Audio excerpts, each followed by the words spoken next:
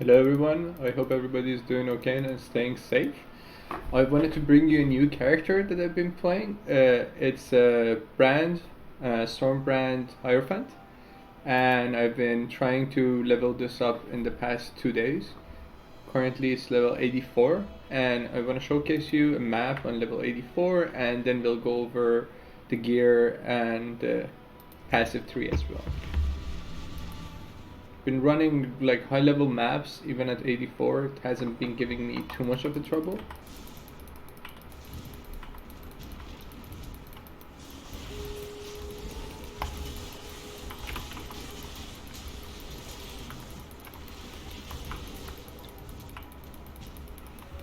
You are destined to bring ruin to all you touch.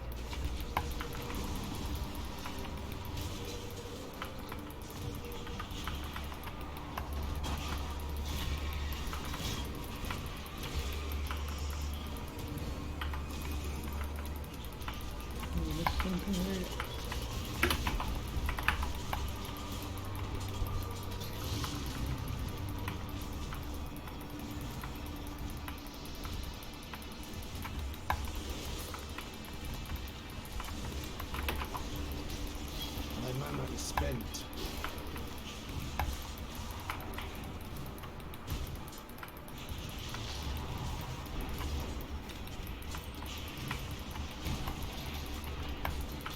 Sweet.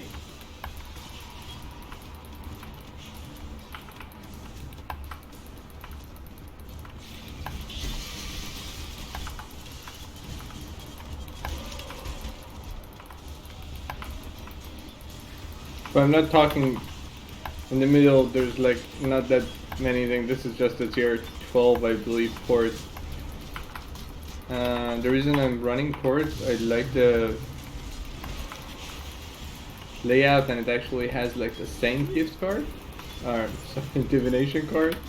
So that's why I'm actually running ports to level up and maybe get like a couple of those if I'm lucky enough. And I was originally running towers, like whichever tier that I have, and I ran out of them because I stopped picking up like towers, like any. Actually, I stopped picking up everything below tier 10, I believe. So I'm currently only picking up like tier 10 and above, or beach, because there's like a challenge for you to kill a bunch of bosses while in delirium, and bitch is really good because it's like very simple, very linear for doing that, and eventually I want to finish up the challenge and like get the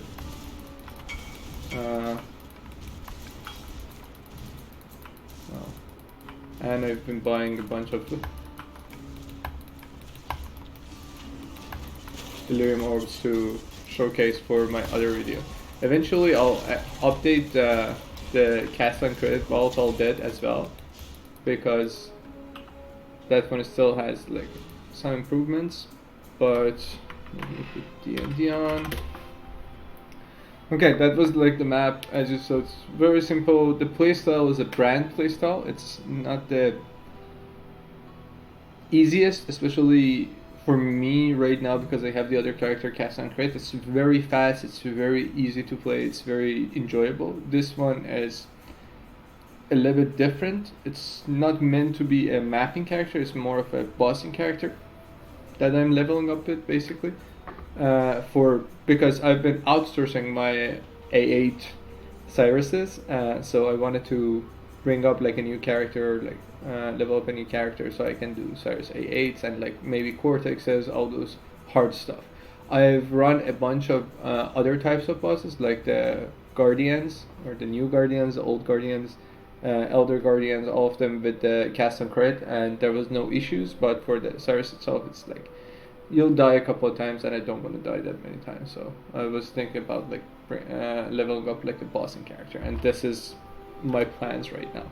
So as a Hierophant, why we are going I still need to get like the last 2 points as well, but we are going Hierophant because of the mana. Actually, let's start with the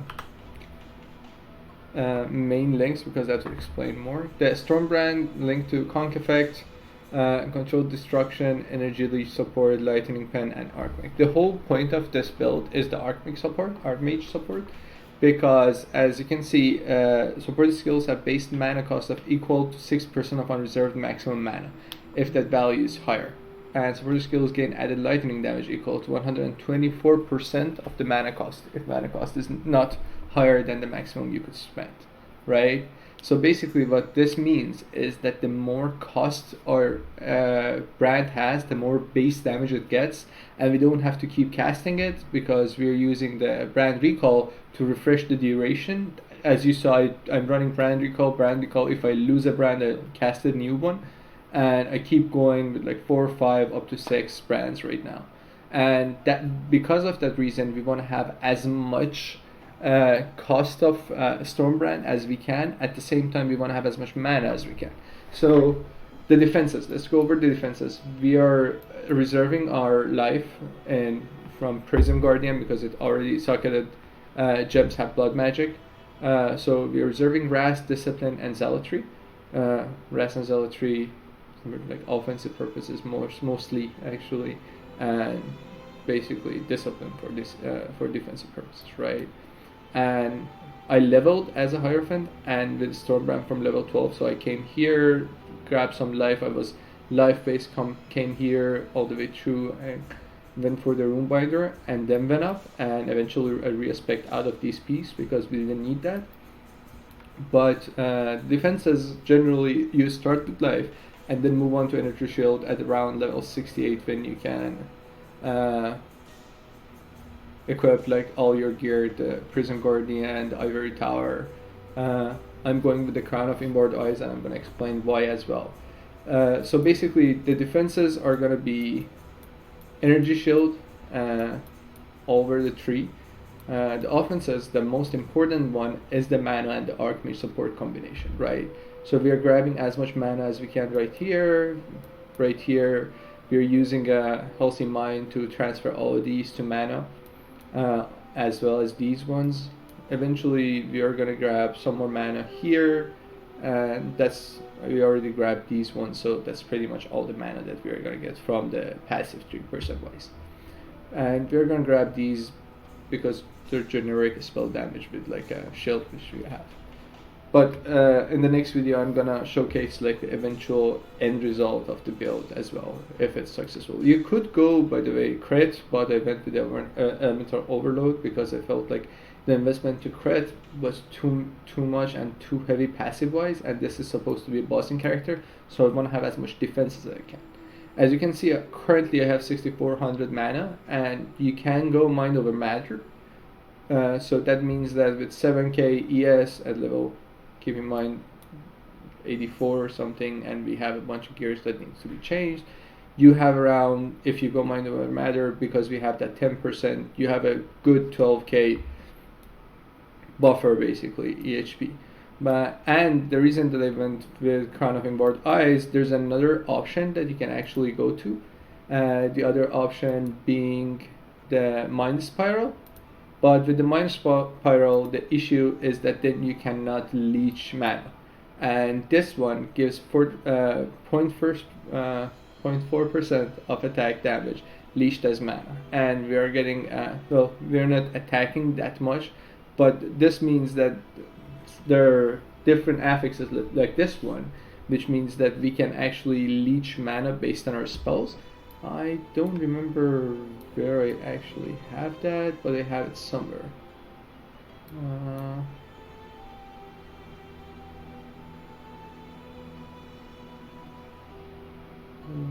Where was this? Was this one of these? No. Anyway, I have mana leech somewhere, and that means that is this one? No, this is leech life. Anyway, I don't remember.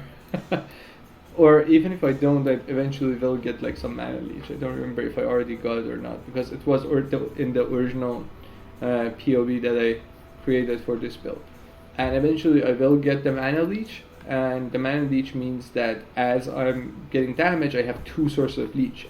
I get damage if I go mob, and then you lose energy shield, you lose mana, and you're gaining both of them. So technically it's doubling the amount of leech somewhat, because 40% of your damage is going through mana, 30% from here, and 10% from our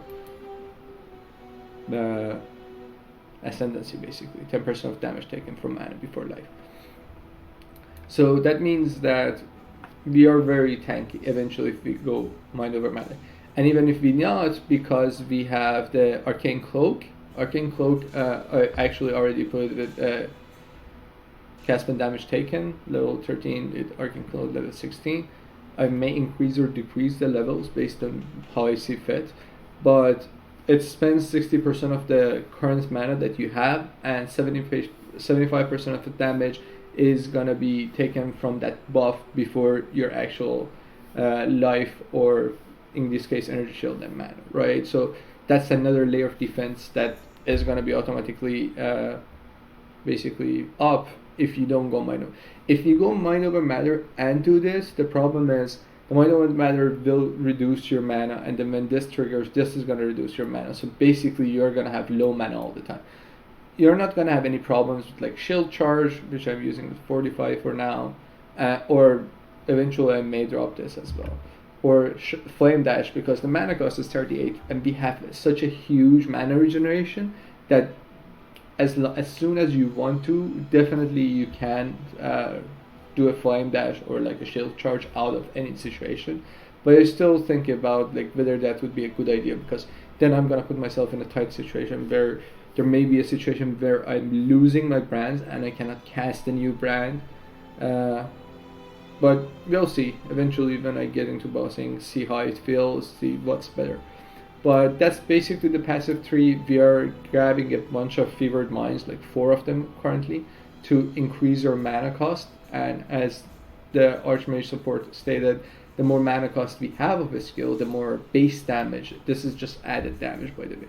And as you can see, the effective. This is not going to be counted as added damage, by the way, I believe, because this is a support gem that's adding to the base damage. So the base damage is going to increase. So the effectiveness is not going to be 40%; it's going to be 100%. And that's why this is so amazing to use right now. And as if you ever go to POE Ninja and take a look, there's a bunch of people using a bunch of different things with the Archmage support. I feel like this may get nerfed a little bit, but this actually makes a lot of things viable. Right now, I was just looking at a player who has like a, I believe it was Unleash with Arc, and he actually put out a YouTube video. I was looking at it. And it was viable. It was actually being able to do bosses. This was very good for self-casting. This was a good change, basically. Good support gem added. Anyway, yeah, we are paying atonement because we are low life. No explanation needed. We are trying to get, as you saw, I'm losing brands every now and then because I cannot just keep pressing my brand recall. I sometimes forget. So I'm adding a little bit of a brand duration. As you can see, I have 10% here, 10% here, and I crafted this jewel, which has these 2 notables. The grand design gives another 20% increased duration, and this one, enemies take 5% increased damage for each of your brands attached to them, which means that because we have 2 brands attachment because of the rune binder, you get the enemies take 10% increased damage, which is nice. And then we are going with the 6% mana small with 2 passives, and then Will Shaper, which gives us a bunch more ES based on mana. We already have it 20%, gain 20% maximum mana as extra maximum energy shield, and this puts it at 25. Keep in mind you can stack these, but I don't feel like we are gonna need that much more ES eventually. This will increase to around 10,000 without the Watch Riot Jewel of 18% of your maximum mana as extra maximum energy shield. I wanted to set at like a comfortable 10,000 ES, and that's what I'm aiming for, which will eventually get through. Let's go over the gear right now. As I said, I wanted to use the Crown of Immortal Eyes because this is a good option instead of the other one, because the other one gives you 10% of mana as ES, but at the same time you cannot leech mana. We'll eventually see which one feels better when we get to the actual boating. Prism Guardian, let's see, is foilable. This needs to change because I want to have that 23% to 24%. The rest of it doesn't matter. Mana regeneration rate is nice, but it doesn't really matter. But that one needs to get 1% higher, and then maybe like a 90-95% mana regeneration rate on the unique modifier, and then we can change the implicit.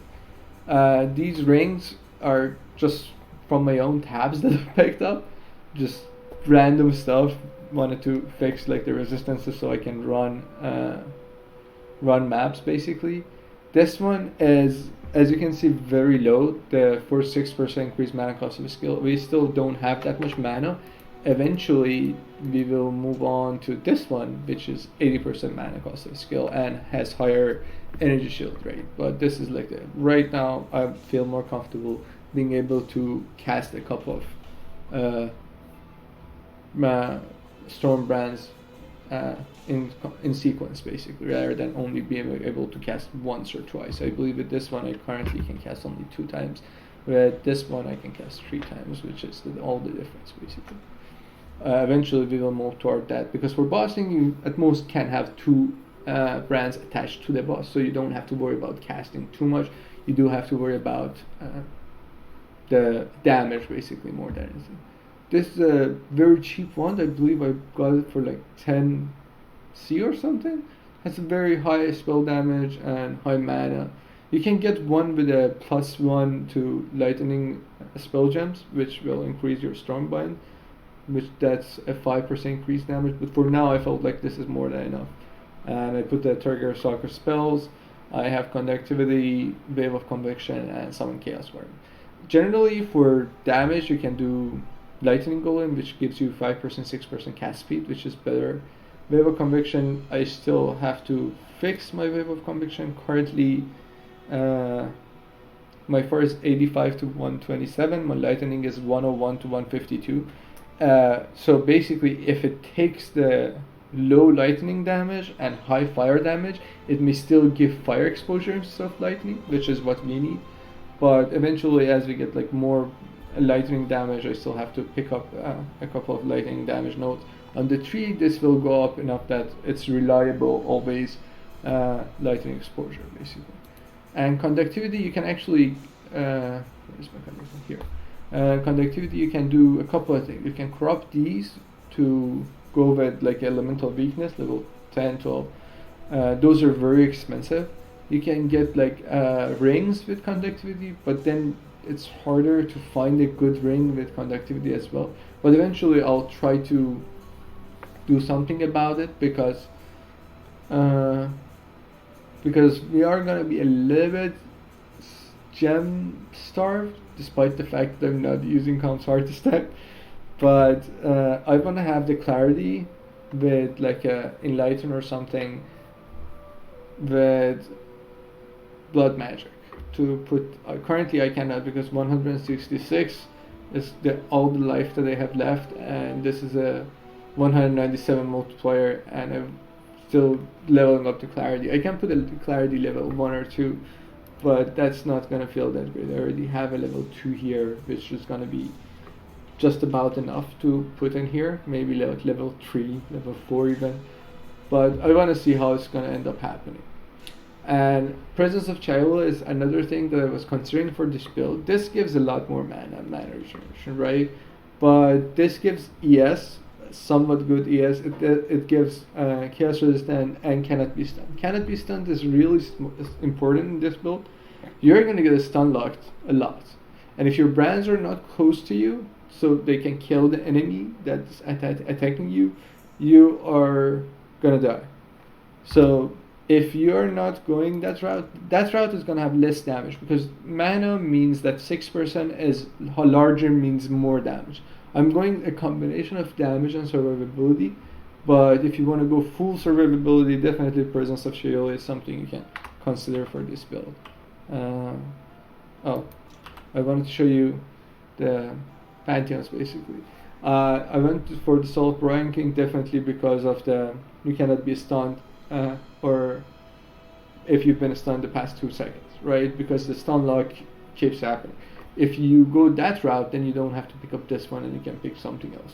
Right now I'm picking up that one and just Soul of Tukoama because if I ever get in the middle of things or I'm trying to cast in the middle of something before I can move, I get some physical damage reduction basically. And the problem with this build, currently we have like 75% no problem. The chaos resistance is really low and it's going to be even lower because I'm still expecting to these 2 points for only the chaos resistance and eventually I'm going to spec out of those. But the chaos resistance is really low. It's going to be for a while and I don't think that I can afford to have like chaos resistance on every piece of gear.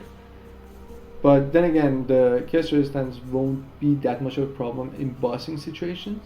The more important part is the physical damage reduction. So currently we only have 24,000 armor. So physical damage reduction and physical hits are something to basically worry about. Other than that, yeah, this is just playing around with like a Hierophant Stormbrand to see what's new with this build and try to see if this can take on like all the bosses in the end game. I'll update you guys on this after I did a couple of Cyruses probably with it, and the update for the Cast on Crest Volatile that is coming next week hopefully. So stay safe and enjoy yourself guys.